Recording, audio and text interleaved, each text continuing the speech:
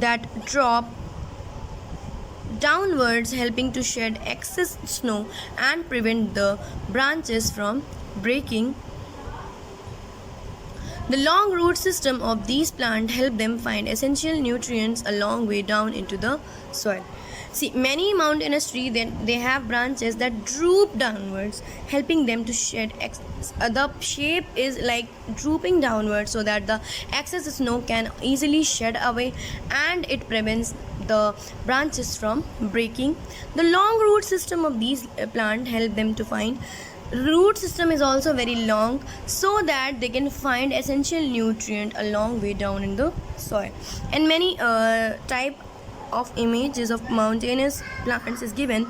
It is deodar, pine, and ferns and mosses. Now, plants along sea coasts. Let us see what are the plants along sea coast.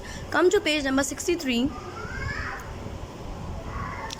The soils in coastal areas are usually poor in major nutrients, salty and generally lacking in water. Yes, we all know that the region near the coasts, the soil is very poor in major nutrients, as well as soil is salty a little bit, and it generally lacks in water.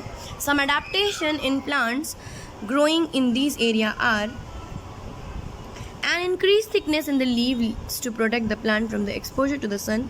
The leaves are increased in thickness so that they can protect themselves from the exposure of the sun and salt spray.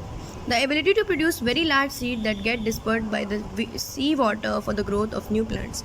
The seeds of these plants are very large so that they can dispersed by the sea water for the growth of new plants. Then swamp trees. In swampy or moisty areas, you can understand that what are swampy. Swampy are the moisty areas. The soil is very sticky and clay. Yes, because there is much content of moisture, so the soil is very sticky and clay.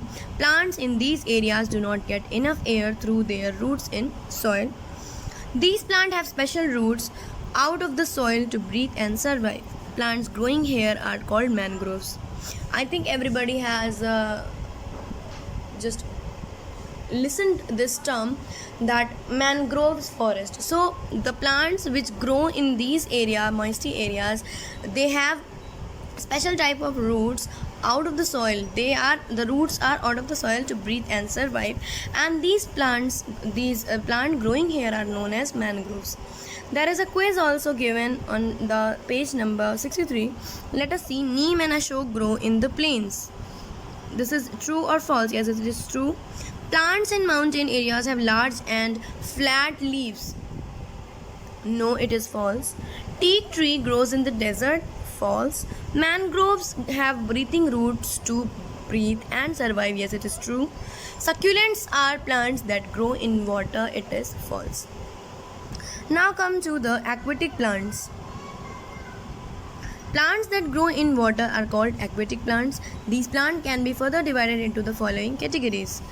Floating plants. The plants which float on the water are known as floating plants, and these are of two types. Let us see. Those are that rooted with the floating leaves, such as water lily and lotus, and those which are not rooted just float on the surface, such as the duckweed. See, some plants which float and have their roots with them, they are like lotus and water lily, but some of them are floating but the roots are very deep, like duckweeds. Everybody, I think, if you have gone in your village and all, you must have seen these duckweeds in the ponds and all. Floating leaves are usually sturdy because they have to endure the force of the weather and moving water. The floating leaves are sturdy, and because they have to endure the force of weather and moving water. This is why the nature is a bit sturdy. The green pigments containing chloroplast, important for photosynthesis, are present on the surface of the leaf that are well lit. That means the green pigment is very well lit because it is important for the photosynthesis. And stomata or pores through which gas exchange takes place in the leaf.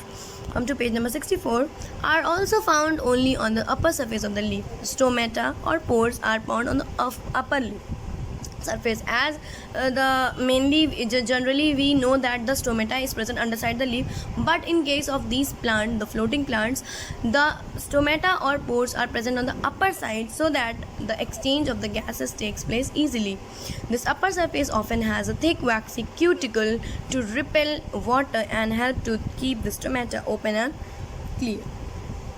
Okay, so this was about the floating plants, and you can see the floating plants picture which is given, water lily and underwater plant. But we have not studied underwater plants, so let us take it also.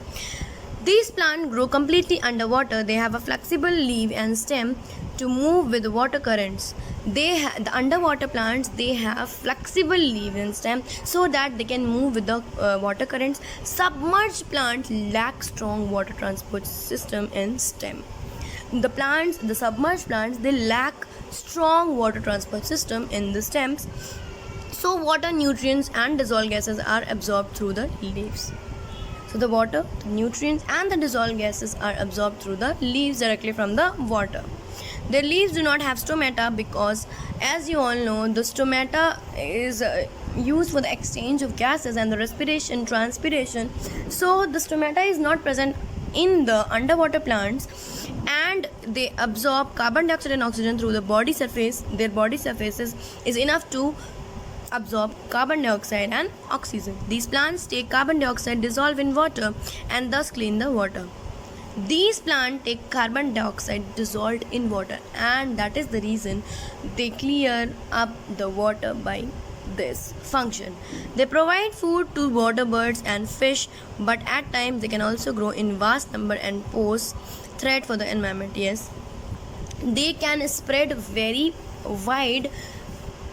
In one manner, they are good enough for the food for birds and fishes, but in another case we can see that if they have spread so far and so wide, they will become a threat also for the environment. Tape grass and pondweed are some underwater plants. So you have to remember the examples of these plants.